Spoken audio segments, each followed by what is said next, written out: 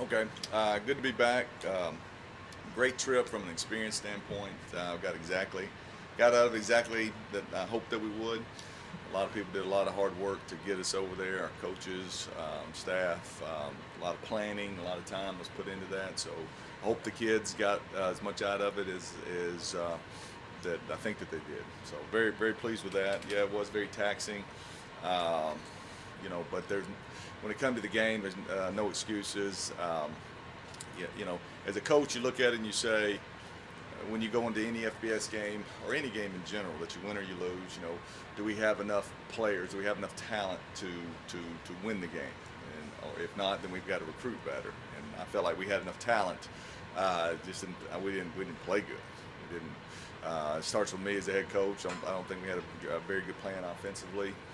I don't think we made a whole lot of adjustments during the game offensively. I was disappointed in that. Now, statistically, it looked okay. 400-something yards, 30-something points.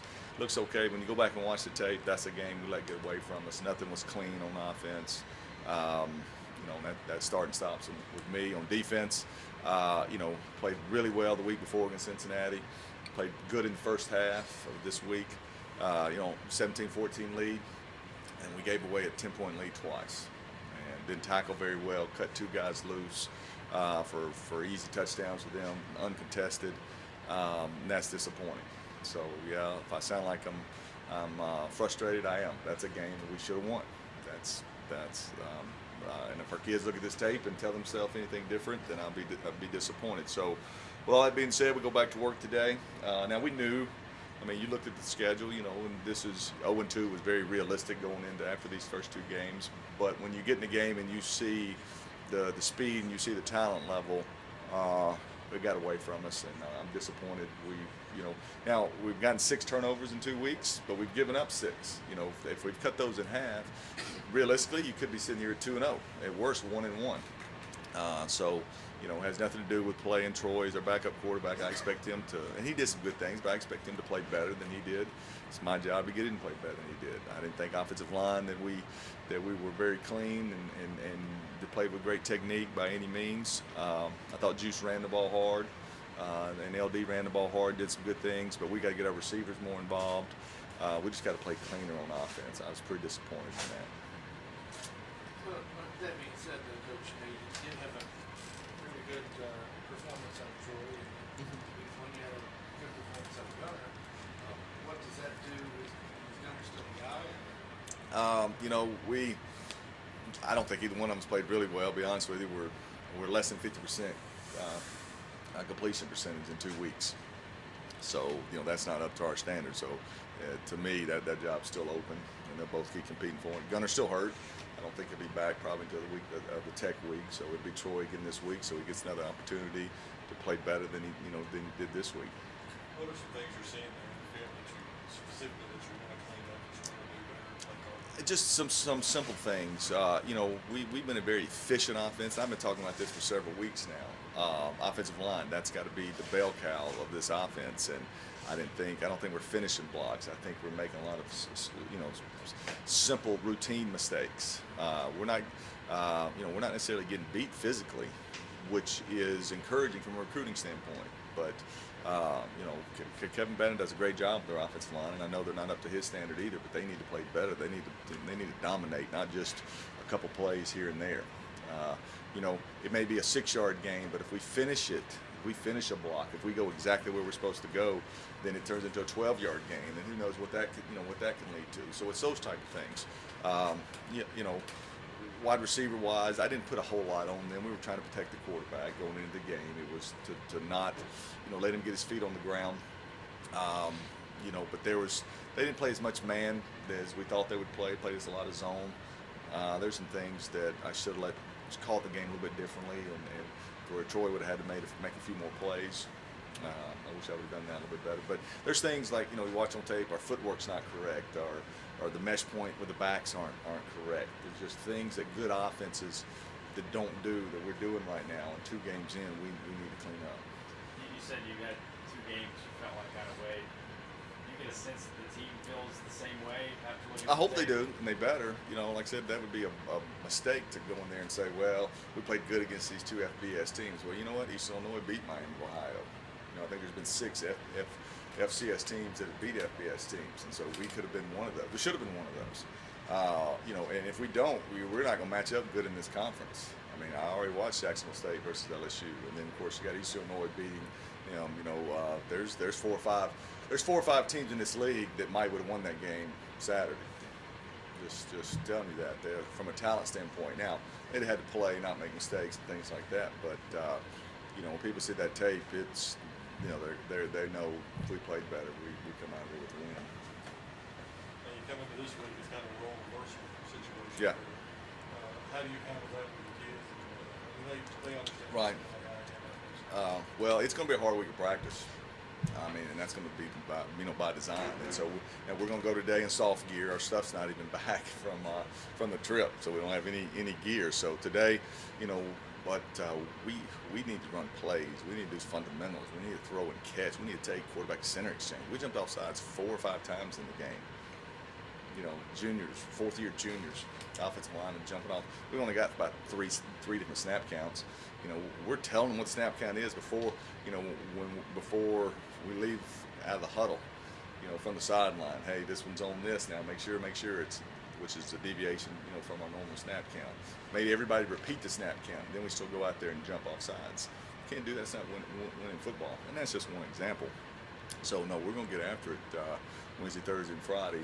And it's not. We're physical. You watch this on tape, guys. We don't back down from contact. That's not what it is. But it's just winning football of steps and hand placement and eyes and understanding angles of wide receivers, of how to cut things off and get things blocked.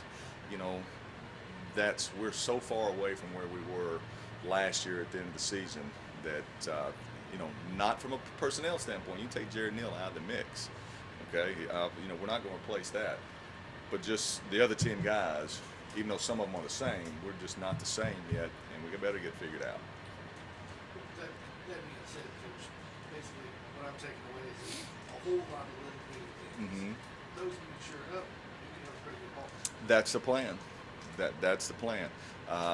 That's the plan. But if not, you're going to look up here and a bunch of coulda, woulda, shouldas, and before you know it, you'll be out of the conference race.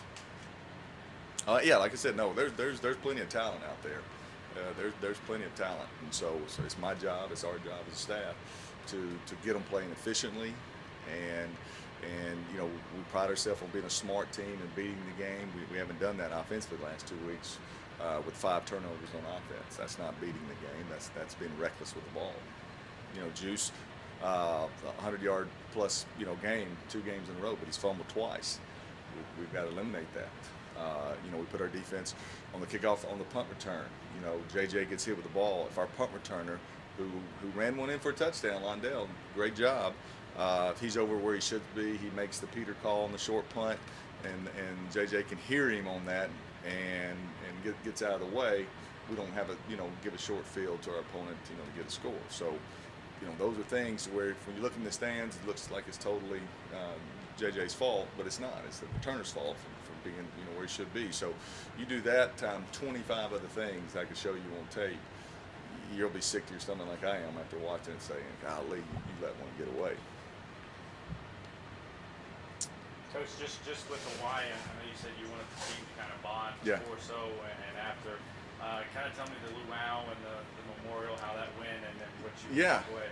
The luau was really neat. I hope the kids, they seemed to enjoy that. It was kind of good to see them not be too cool. They were actually, putting palm tree, crowns on their head that the natives were making for them. And I thought that was pretty cool. And I'm sure I embarrassed them accidentally when they called me up there to do the dance, with the girls and stuff. And so, but it was all in fun, and I hope the kids enjoyed that. I think they did. And I was proud of this too. Sunday morning after a tough loss, everybody was up 6 a.m. and went to the kids had moved the loss past them and went and honored those who have served, and that was a pretty obviously somber moment to be exposed to that and hear the stories and the lives that were lost, the sacrifices that were made. So yes, very educational. I don't know, I would have been very remiss if I would have taken the team and hadn't done those two things, because that was well worth it. Well, and to do it on 9/11. Yeah, very, and you think about it, in their lifetime, in my lifetime, right, 9/11, over 3,000 people, but there was almost 2,000 there at Pearl Harbor that lost their life that day. So, yes, that's part of, appreciating, so when you go out and practice today, do you appreciate the opportunities? Do you appreciate UT Martin for giving you a scholarship? So if that's the case, then play like it. Pick up the piece of paper in the locker room and put it in the garbage can, because somebody did a lot more for you. That's what the point we were trying to make was attitude of gratitude, and I think some of the guys got it. Who was the best answer? A lot of them got a lot more rhythm than me, and glad so. It was fun. Actually, the young lady didn't even know I was a head coach. I just happened to be somebody that she selected, and there was a little skit that came with it. So the players were kind of ragging me pretty good. The cell phone cameras coming out. Probably so. I don't know. I hope they delete. I have to get them all back and delete I them. haven't seen anything on YouTube yet. But we all learned, of course, what aloha means and what mahalo means as far as thank you. So we picked up a little Hawaiian jargon on the way. Coach, last question. What do you know about your opponent, and what do you expect from your team against the? I'll be glad. I don't know a whole lot. All right, I hadn't even watched one clip of tape. We got in yesterday after afternoon. Everybody was just exhausted because you flew all night. This morning had some stuff to do to plan for the Saturday opening of the new press box and stuff. When I got in, I watched the tape, the Hawaii tape. That's why I'm in a bad mood right now. So my coaches have looked at the Bacone tape, and we'll start worrying about that tomorrow. And that's why we'll be behind a couple of days. That's okay. It's more about us. We're plenty talented enough. Like I said, it's about us and about executing and about playing clean football. And that's what we got to get done in the next couple of days. What's it mean to you also to have the press box hopefully ready Saturday? It means a lot to me, and it should mean a lot to those players too, especially the ones that have been here. I remember when I first got here 11 years ago, Alex Atkins, who's now the current offensive line coach at Tulane, because we redid the weight room, and he used to tell me, Coach, and I used to have him share it with the team, that guys, we used to lift weights out there on the concrete. They used to call it, lifting in the yard, like a prison yard, because it really didn't have a modernized weight room. And so for things to have come that far over this decade, I know I appreciate it. Our future players may not appreciate it because they won't know that. But we'll make sure we keep reminding them that it's a blessing to be able, and a privilege to be able to use that facility or to be able to play in that stadium. I kind of hate we practice in there every day. I wish it was more of a special feeling when you got to go into that stadium. I think now that they're used to seeing the facility up there, even though all of us, when we go, we see it, and we picture what it was, right, just 9 months ago. So I'll be excited about it. I hope the fans are excited as I am, but I think it looks great. Thank you, guys.